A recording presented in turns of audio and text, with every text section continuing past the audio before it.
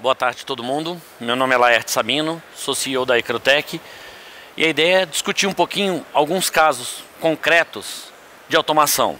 A gente fala automação inteligente porque no final das contas a gente quer efetivamente trazer mais resultados. Então, ao invés de falar de teoria, a gente vai falar um pouco de prática. Então a gente vai começar rapidamente falando de vários casos reais, de como a gente tem trabalhado junto com alguns clientes importantes da Icaro para justamente trazer ganhos reais com automação inteligente nas suas operações. Tá legal? Mudando agora, ou seja, falando, não estou falando mais nesse caso tanto de atender diretamente um cliente, nós vamos falar de um outro tipo de automação agora, que é suporte à tomada de decisão, ou tomada de decisão de forma autônoma, que também é uma automação. Muitas vezes os processos ficam parados nas empresas porque dependem de alguém que olha, entende todos aquele caso específico, entende o contexto, entende as regras e diz que, não, beleza, aprova, não reprova, encaminha para uma análise subsequente. Isso não só consome recursos, como normalmente atrasa, porque é uma atividade que normalmente você vai ter que ter alguém mais especializado para fazer. Então, automatizar a tomada de decisão também é algo bastante relevante na nossa visão. Então, qual o primeiro caso que a gente trouxe? É o cálculo de comissionamento e premiação. Na prática, esse cliente nosso ele já utiliza essa tecnologia, essa solução há um certo tempo, mas ela continua atualizada, onde na prática chegavam todas as compras, todas as vendas, que é um grande varejista, chegam todas as vendas realizadas e com base nessas vendas tinha que ser feito o cálculo da comissão. Isso pode ser automatizado, obviamente, no caso deles era codificado, então toda vez que tinha que mudar uma regra, eles demoravam um certo tempo para fazer, além de requerer muita intervenção humana. Na prática, o que a gente procurou trazer foi resolver esses problemas e ainda dar rastreabilidade. E basicamente como ficou? Ao invés de estar direto no código e ter uma intervenção humana constante, a gente criou um modelo baseado num engine de regras, que basicamente a gente está falando de regras de negócio. Então, muitas são as tomadas de decisão que tem que seguir regras de negócio.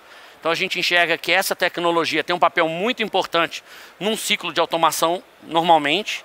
E o resultado final que a gente teve foi não simplesmente separar as regras do código, que trouxe muito mais visibilidade, mas permitia facilidade de testes, de rastreabilidade, de mudança e de mudanças praticamente automáticas e online. Tá legal? Esse exemplo foi feito com o Magazine Luiza. O próximo exemplo que a gente vai passar aqui, na verdade, é um exemplo na área de Workforce Automation, onde a gente está tentando trazer os conceitos de quê? De inteligência aumentada para os profissionais. Qual que é a ideia? Esse processo, como era feito, o cliente liga para um call center, que cria ordens de serviço. Essas ordens de serviços vão para uma área de despacho, que com base normalmente em roteirização, encaminham para os técnicos de campo. Isso é o modelo tradicional de praticamente todas as equipes de campo. E tem alguns issues, principais issues que a gente enxerga. O baixo controle sobre o despacho, que na verdade quando você trabalha através de credenciadas, é um processo manual, consequentemente caro, tem pouca flexibilidade no atendimento e ele leva muito em consideração roteirização, mas ele leva pouco em consideração conceitos como qual é o perfil do técnico adequado para resolver essa ordem de serviço, qual é o perfil do meu cliente e qual técnico tem a chance de ter maior sucesso. É muito comum que a gente tenha relatos de atendimento na nossa casa, que foram bem sucedidos ou mal sucedidos, e quando você vai ver o que deixou o cliente satisfeito ou insatisfeito, não tem muito a ver com o trabalho técnico. Tem se o cara foi simpático. Agora, ser simpático para você é totalmente de ser simpático para mim.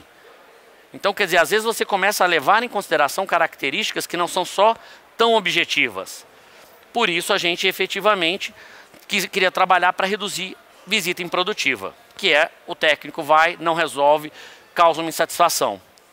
Como ficou? Mesmo processo, o cliente liga, é atendido, criam-se as ordens de serviço, só que ao invés de ir direto para o dispatcher, ele passa por um engine, que é baseado em regras de negócio, ponto importante. E ao longo do caminho ele vai sendo enriquecido com o machine learning. Para quê? Para definir melhor as regras que vão atendendo. Então, obviamente, você começa com regras mais objetivas, que são parâmetros que você consegue colocar, e gradualmente você vai conseguindo analisar o que está dando certo, o que está dando menos certo, o que está dando errado, e aí você vai recalibrando as regras. É um exemplo bastante interessante também, nesse caso com a Sky, tá bom? E aí a gente teve uma série de resultados positivos, como eu comentei aqui. Só para ilustrar rapidamente, falar 2 minutos a respeito da Ícaro. A Ícaro tem 21 anos de mercado. Nós somos uma empresa especializada em operações inteligentes.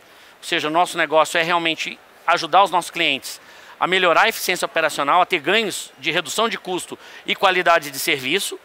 Tá? A gente atua em todas essas frentes aqui e vocês vão ver que, no fundo, é uma caixa de ferramenta para chegar nesse objetivo que a gente quer.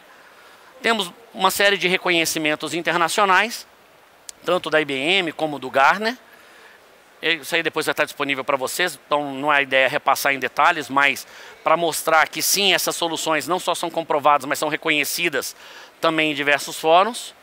E para deixar aqui um pouco da lista de clientes, para ver se vocês falam, pô, não, consigo me achar nessa lista aí ou não.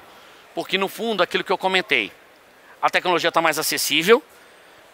Agora, o que não mudou e que depende da gente mudar é a nossa capacidade de fazer a gestão desses projetos. Escolhendo adequadamente aquilo que a gente vai fazer e conseguindo executar depois a contento. Definindo um projeto no escopo que a gente realmente consegue entregar para setar uma expectativa adequada com todos os sponsors, cumprir, entregar a primeira etapa, ganhar credibilidade e depois dando continuidade. Isso é uma jornada, não é um projeto que você vai fazer numa forma única. Tá legal? O tempo está encerrando, eu queria agradecer a presença de vocês, a atenção de vocês nesse momento e dizer que aqui a gente não tem espaço para perguntas, mas eu vou estar por ali e se alguém quiser discutir algum assunto adicional, eu vou ter o maior prazer, tá bom? Muito obrigado e uma boa tarde a todo mundo.